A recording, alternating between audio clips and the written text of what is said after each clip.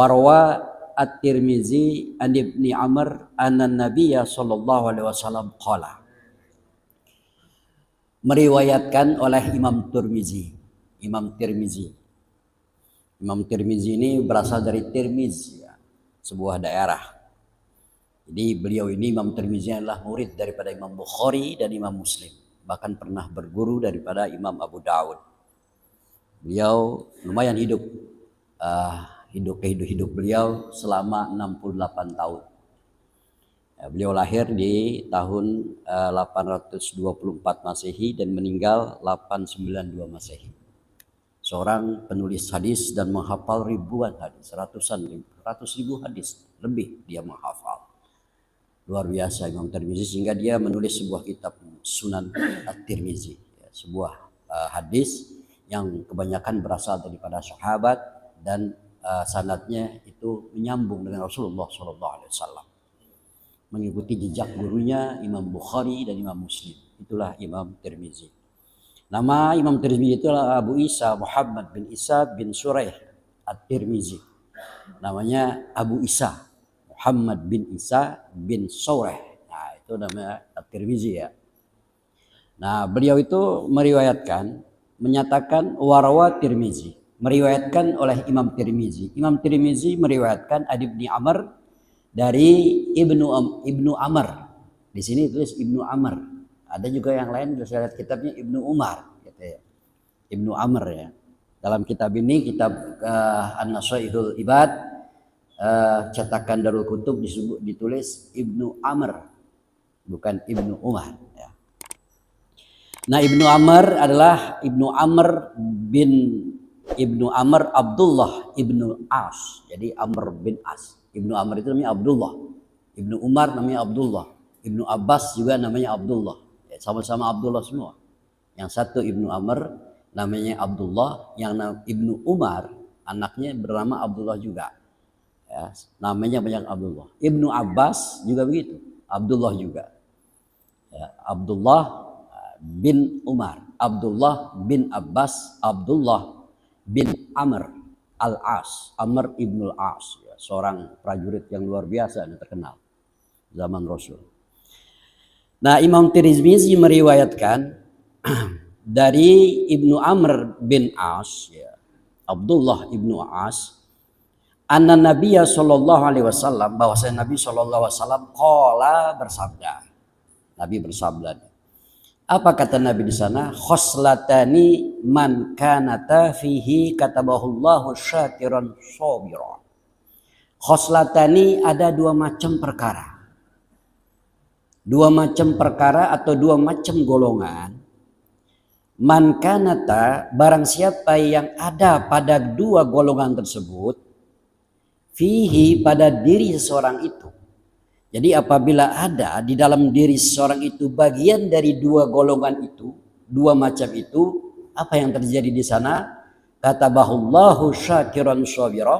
Katabahu, maka menulis, mencatat akan orang tersebut yang mempunyai dua macam perkara ini, oleh Allah Subhanahu wa taala. Allah mencatat terhadap orang yang mempunyai dua macam itu, mencatat syakiran, sebagai orang yang syakir, orang yang bersyukur, sabiran, sekaligus orang yang sabar. Jadi nggak main-main itu dua kategori itu, syakiran, sabiran.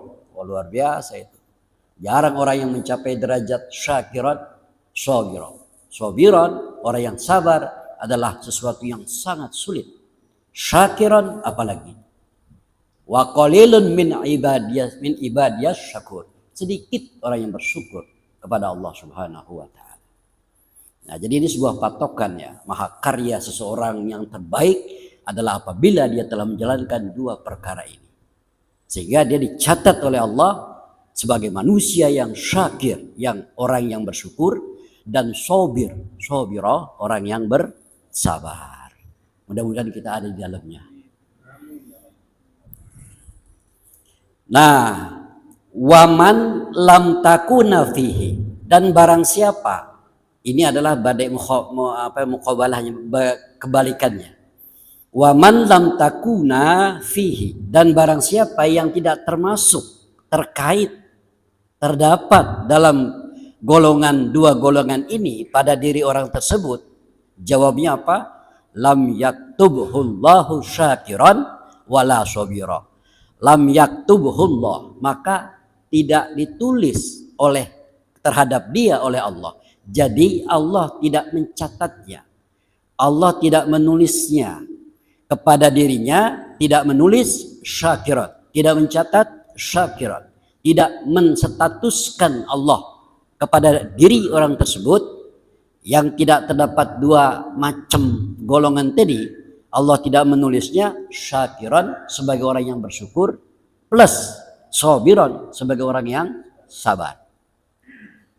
Allah nggak catat itu seperti itu, dia coret dari golongan syakiran dan di blacklist dari golongan sabira. Nah, apa prinsipnya, dasarnya sehingga dia dicatat oleh Allah sebagai orang yang syakiran dan sabira? Adalah dua sifat, dua kelakuan, di mana dua sifat dan dua kelakuan ini mampu mengangkat status orang tersebut di hadapan Allah sebagai syakiran sekaligus sebagai sabira. Apa itu? Begini, kata Nabi SAW yang diriwayatkan oleh Imam Tirmizi tadi di atas, satu, man nazara fi dinihi, man orang, ya, ini mubham, syadidul ibham, jadi siapa saja orangnya tanpa terkecuali. Dia mau tua, dia mau muda, dia punya jabatan, dia tidak, apa saja, semua manusia tanpa terkecuali, asalkan muslim. Batasannya di situ saja. Ya.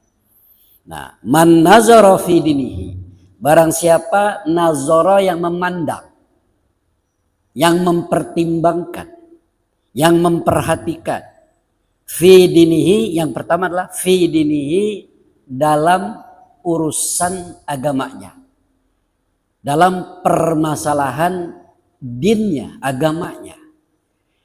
Dia memandang, dia melihat ilaman huwa fauqahu, dia memandang urusan agama dan dia melihat dalam urusan agama kepada orang yang berada di atasnya. Man huwa fauqahu, man huwa fauqahu, kepada orang di atasnya. Dia bertemu dengan seorang ulama. Ulama yang mana? Ulama yang alimin wa amilun. Berarti ulama itu adalah orang yang lebih tinggi agamanya ketimbang dirinya. Dia melihat itu.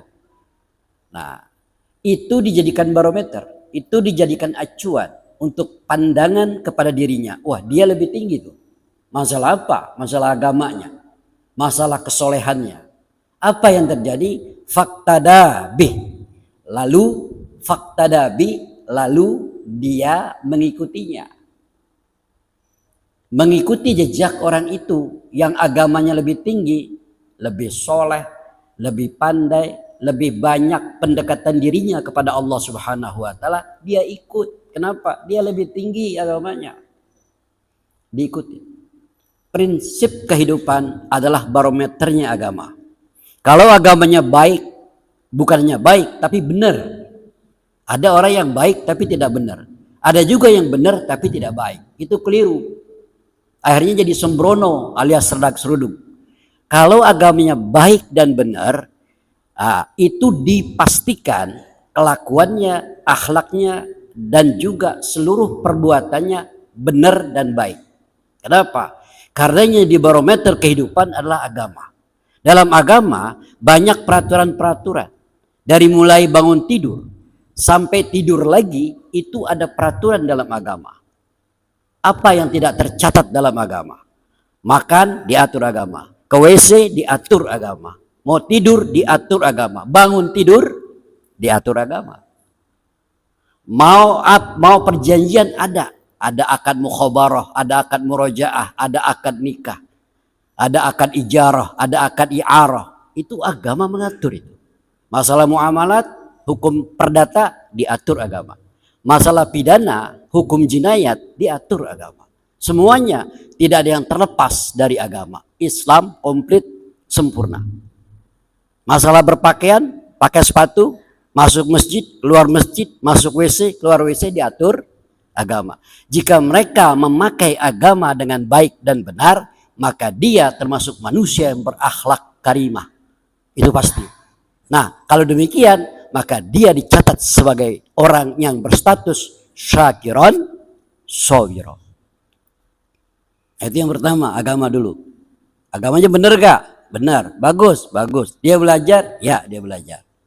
Rajin ngaji? Rajin. Rajin sholat? Rajin. Dan dia pakai itu sebagai prinsip hidup.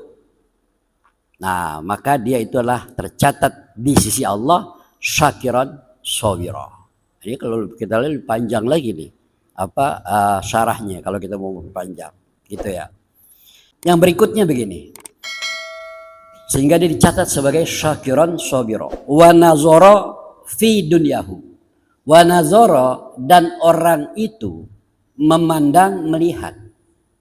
Dia memandang melihat, dijadikan ukuran, dijadikan barometer fi dunyahu, dalam urusan dunia. Nah, urusan dunia nih. Urusan dunia ada dua.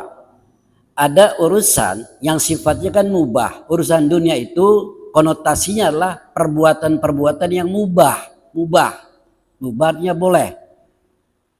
Perbuatan mubah itu bisa menimbulkan unsur haram, unsur halal, unsur sunnah dari perbuatan mubah itu. Oleh karena itu, mubah itu sebagian daripada hukum, bagian daripada hukum. Ada hukum haram, ada hukum halal, ya, kan kayak gitu tuh. Ada hukum sunnah, ada hukum makruh, dan ada lagi hukum baru yang tidak terlintas dari keempat hukum ini, tetapi bagian yang akan memunculkan dan menimbulkan keempat hukum tersebut. Apa itu? Urusan dunia. Apa bagian yang dikategorikan di wilayah mubah? Mubah. Kamu wisata mubah? Ya mubah. Kenapa tidak mubah? Karena tidak ada larangan untuk wisata. Tapi bisa jadi kita berwisata itu menimbulkan hukum haram. Kalau memang wisata kita nanti timbul haram di sana. Wisata bisa menjadi hukum sunnah bila terjadi sesuatu yang bernilai ibadah.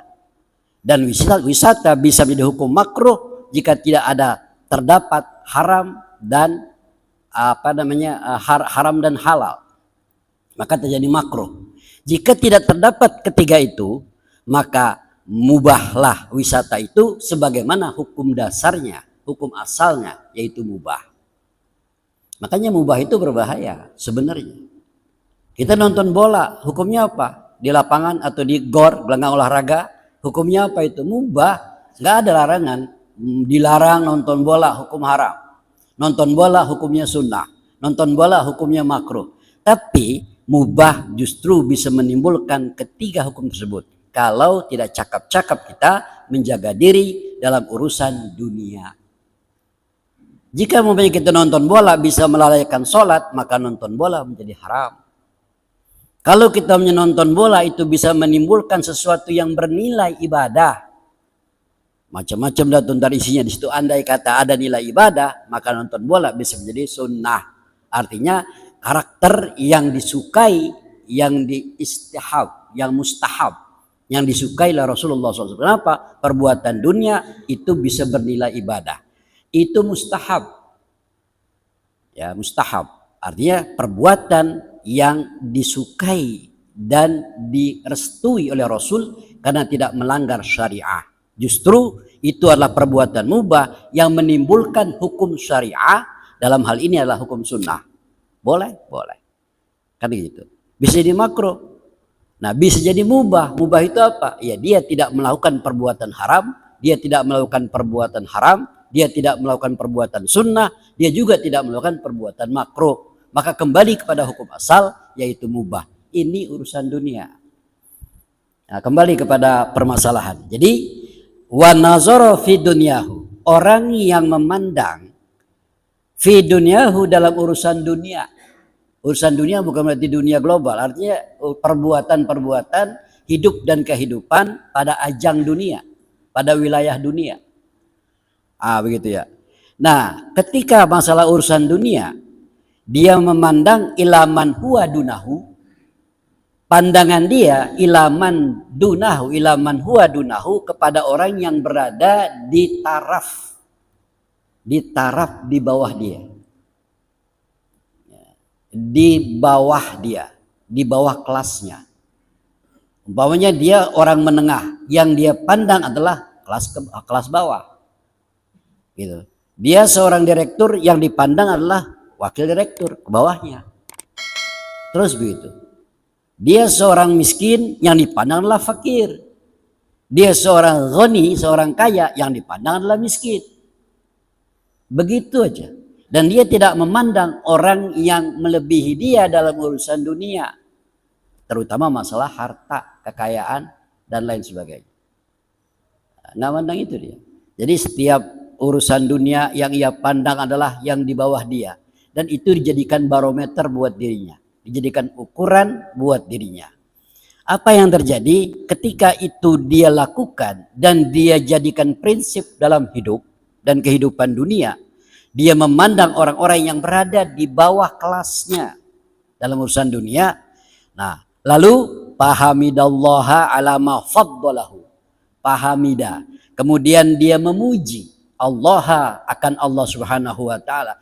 Dia memuji Allah ala ma faddalahu, dengan atas apa yang Allah berikan, anugerahkan kepada dirinya.